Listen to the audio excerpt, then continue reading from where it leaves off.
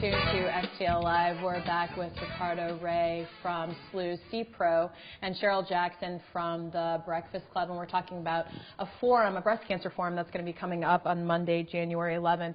I want to talk about, obviously when we talk about with breast cancer, there is this huge disparity within the African American community or population really in this country. Why does that happen?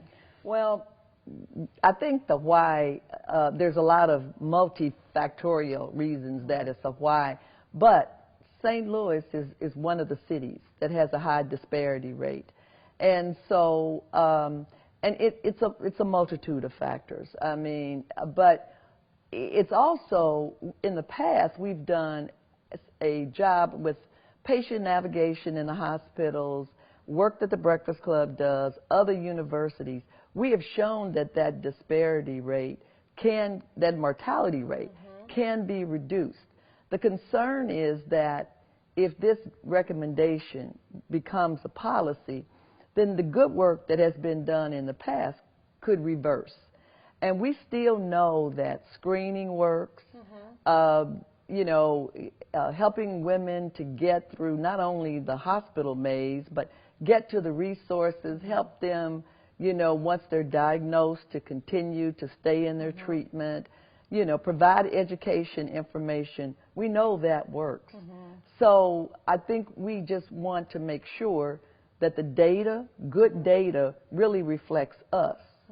And that those guidelines are really based on, we have evidence-based data. And to do that, we may have to all come together in sort of a coalition, and everyone agrees we need accurate data. And that data right now is really unclear. And when you're referring to data, you're talking about from when a diagnosis happens, and are you talking about data specifically to the services Breakfast Club provides, or data in general from start of a diagnosis all the way through treatment and recovery? All of the above. All of the above. Because sometimes I think with organizations, you're out there doing the work, but you have to have some type of evidence-based data to show that what you're doing actually works.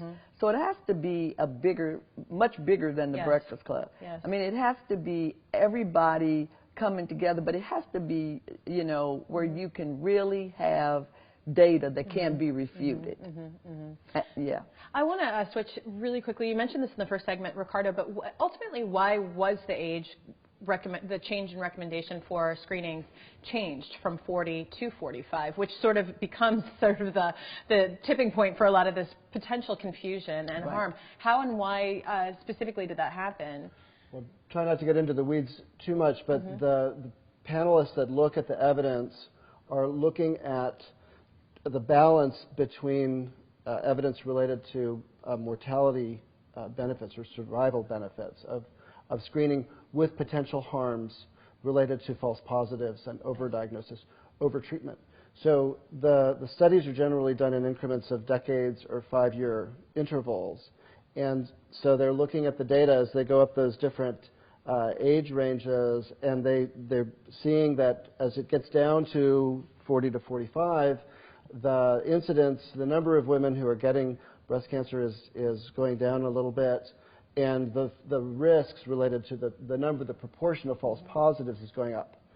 So at that point, they're kind of making a somewhat a judgment call as to making that shift.